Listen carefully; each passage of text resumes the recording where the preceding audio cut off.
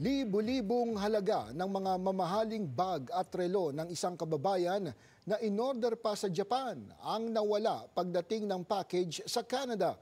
Maging ang Canada Post, mistulang hindi po alam kung saan napunta ang package. Matapos paimbestigahan ito ng negosyanteng Pilipino mula sa Calgary.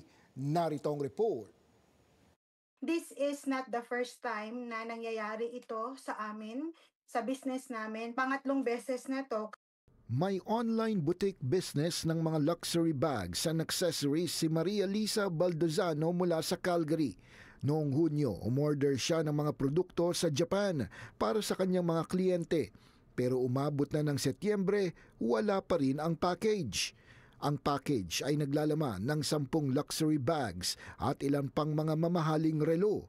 Ayon kay Baldozano, mahigit 5,000 Canadian dollars ang halaga ng lahat ng mga ito. Ano ba talaga? Sana ba talaga? Bakit na-release na sa custom? Bakit hindi pa? Wala pa 3 weeks na or over a month na? Wala pa rin.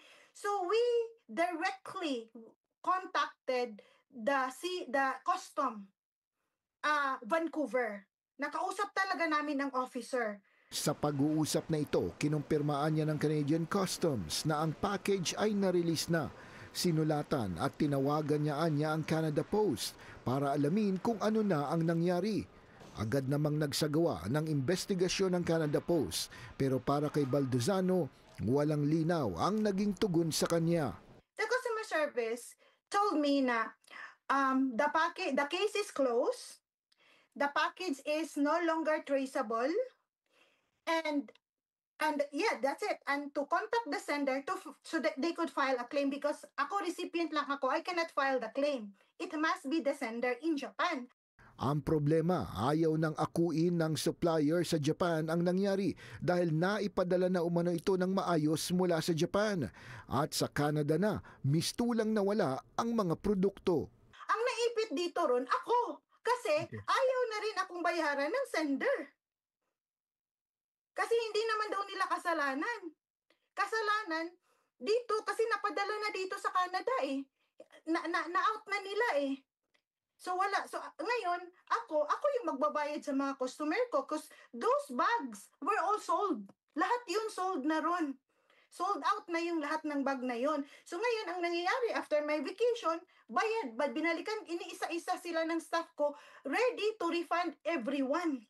4 na beses sinulatan ng Omni News ang Canada Post sa kanilang media center para hingin ang komento nito tungkol sa issue sa mga petsang September 25, September 29, October 3 at October 7.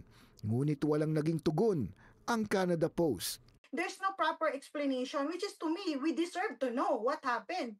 Sa pinadala nilang mensahe kay Baldozano noong September 2, sinabi ng Canada Post na sinisikap nilang magbigay ng kalidad na serbisyo kabilang ang pinakamaayos na paghahatid ng mga package sa kanilang mga kliyente.